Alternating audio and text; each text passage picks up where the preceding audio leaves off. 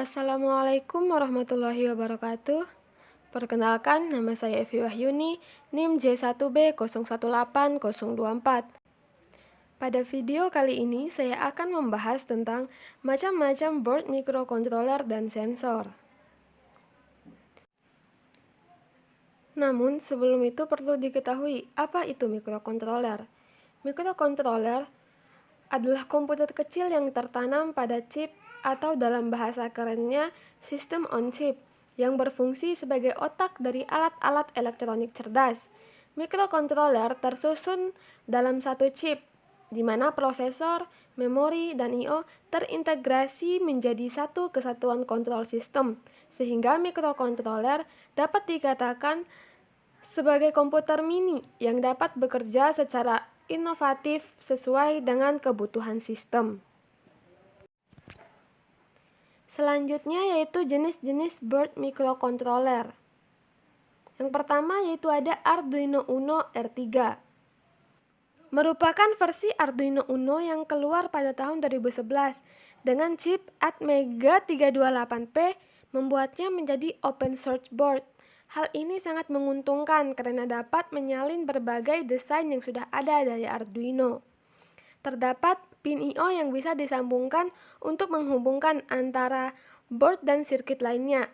Seri ini memiliki berbagai port antara lain 14 pin I/O, port USB, satu daya, dan reset press.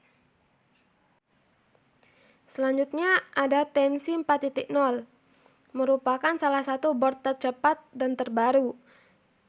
Sangat cocok digunakan dalam berbagai proyek. Terdapat 2 port USB serta dapat diprogram oleh Arduino IDE lewat add-on.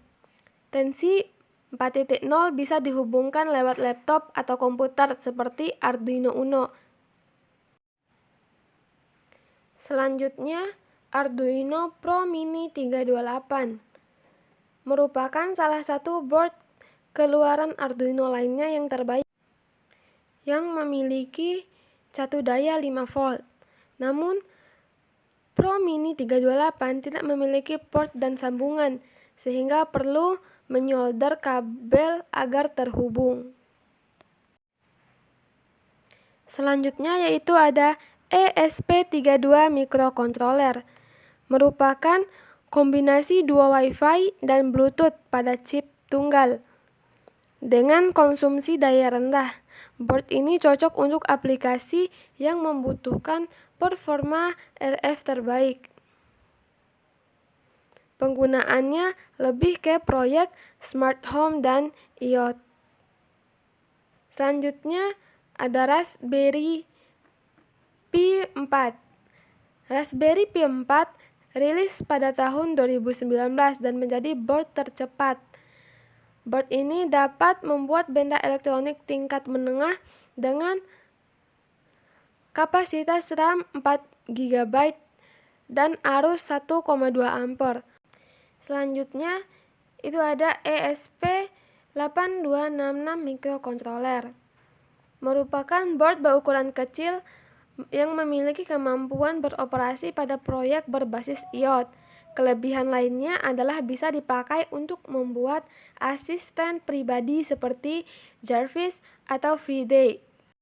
Dengan kapasitas RAM 4M, memori flash, ESP8266 bisa untuk membuat jaringan sendiri untuk menyambungkan perangkat lainnya. Selanjutnya, sensor. Apa itu sensor? Sensor adalah perangkat yang digunakan untuk mendeteksi perubahan besaran fisik seperti tekanan, gaya, besaran listrik, cahaya, gerakan, kelembapan, suhu, dan fenomena-fenomena lingkungan lainnya. Selanjutnya yaitu ada jenis-jenis sensor. Yang pertama